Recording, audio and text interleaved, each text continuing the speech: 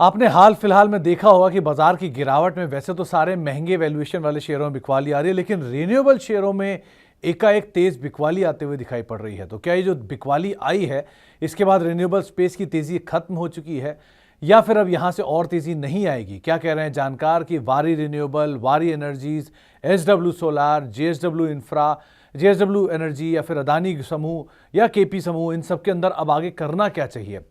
कुछ आंकड़े आपके सामने रखता हूं, जरा एक एक करके आप उन सबके ऊपर गौर फरमाइएगा। सबसे पहले तो इस पूरे सेक्टर के अंदर तेज बिकवाली आई, जिसमें सबसे ज्यादा टूटने वाले शेयरों में पहला नाम आता है वारी रिन्यूएबल्स का। करीब करीब 70% अपने ऊपरी स्तरों से वाइप आउट हो चुका है।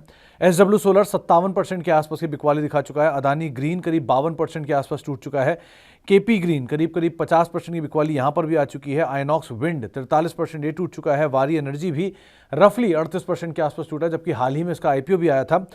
केपीईएल यानी केपी एनर्जी ग्रीन लिमिटेड, ये भी करीब करीब 36% टूट चुका है। जेएसडब्ल्यू एनर्जी 32% नीचे आया। एनटीपीसी भी करीब एनटीपीसी ग्रीन करीब 28% टूट चुका है।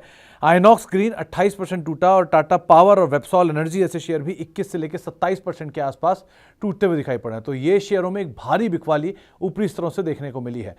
लेकिन इस बिकवाली की वजह क्या है? दरअसल जानकारों का मानना है कि एक तरफ तो इनके वैल्यूएशन थोड़े से महंगे हो गए थे और इसलिए थोड़ी सी बिकवाली आनी बनती भी थी। साथ ही साथ ज़्यादातर शेयरों में एक ज़बरदस्त तेज़ी हमने बीते साल के अंदर देखी भी है। तो उस तरह की एक बड़ी तेज़ी के बाद मुनाफा वसूली भी थोड़ी लाजमी है, तो उसकी वजह से भी बिकवाली आते हुए दिखाई पड़ रही है। कई कंपनियों के जो नंबर्स हैं वो थोड़े से कमज़ोर आए हैं, या फिर आप कह लीजिए कि जो अर्निंग आउटलुक है वो गोइंग फॉरवर्ड उन्होंने काफ़ी कमज़ोर दिया, जिसका भी एक इम्पैक्ट देखने को मिला है। साथ ही साथ एक ऐसा भी अनुमान लगाया जा रहा है कि डोनाल्ड ट्रंप साहब की प्रेसिडेंट बन के आए हैं और अपनी पॉलिसीज़ के अंदर बदलाव कर सकते हैं और वो शायद रिन्यूएबल स्पेस के अगेंस्ट अब जाके फॉसिल फ्यूल के ऊपर कामकाज कर सकते हैं। तो इसकी वजह से भी यहां पे शायद थोड़ा प्रेशर बनता हुआ दिखाई पड़ रहा है। और दूसरा कुछ ऐसा अनुमान लगाया जा रहा है कि जो चाइनीज कंपनियां हैं वो प्राइसेस बढ़ा सकती हैं और उसका इंपैक्ट इंडियन कंपनीज के प्रोडक्ट्स के ऊपर आ सकता है और शायद कॉस्ट थोड़ी सी एस्केलेट कर सकती है। तो ये कुछ वजह हैं जिसको जानकार मान रहा है कि इनकी वजह से हो सकता है थोड़ा बहुत प्रेशर स्टॉक्स में आता हुआ दिखाई पड़ा है, वो भी हायर लेवल से। लेकिन अब इस बिकवाली के बाद करना क्या चाहिए? जानकार मान रहे हैं कि अब आपको क्या करना चाहिए इन शेयरों में, और कौन से शेयर सस्ते हैं और कौन से शेयर महंगे हैं। दरअसल इस पूरे सेक्टर के ओवरऑल आउटलुक के ऊपर नजर डाली है तो ये 65 से लेकर 68 के मल्टीपल पे पूरा सेक्टर कामकाज करता है, जो कि रिन्यूएबल स्पेस की अगर फॉरवर्ड लुकिंग अर्निंग के हिसाब से देखा जाए तो कुछ कंपनियां जो कि महंगे साइड पर आती हैं, उसमें पहला नाम आता है एसडब्ल्यू सोलार का। करीब करीब 306 के पी पर ये स्टॉक कामकाज कर रहा है, जबकि ऊपरी स्तरों से इतनी बिकवाली देख चुका है उसके बावजूद भी। इसके बाद एनटीपीसी ग्रीन, हालांकि शेयर में इस कंपनी का जो आईपीओ हाल फिलहाल में आया है, उस हाल फिलहाल के आईपीओ के बावजूद भी जो वैल्यूएशन है थोड़े से स्ट्रेच साइड पर है। 276 के मल्टीपल पे कामकाज कर रहा है। आइनॉक्स ग्रीन करीब करीब ये भी 201 202 के मल्टीपल पे कामकाज करता हुआ दिखाई पड़ रहा है। अदानी ग्रीन, वैसे तो ये समूह ही पूरा काफ़ी ज़्यादा वोलेटिलिटी में रहता है, लेकिन 126 के मल्टीपल पे ये भी कामकाज कर रहा है।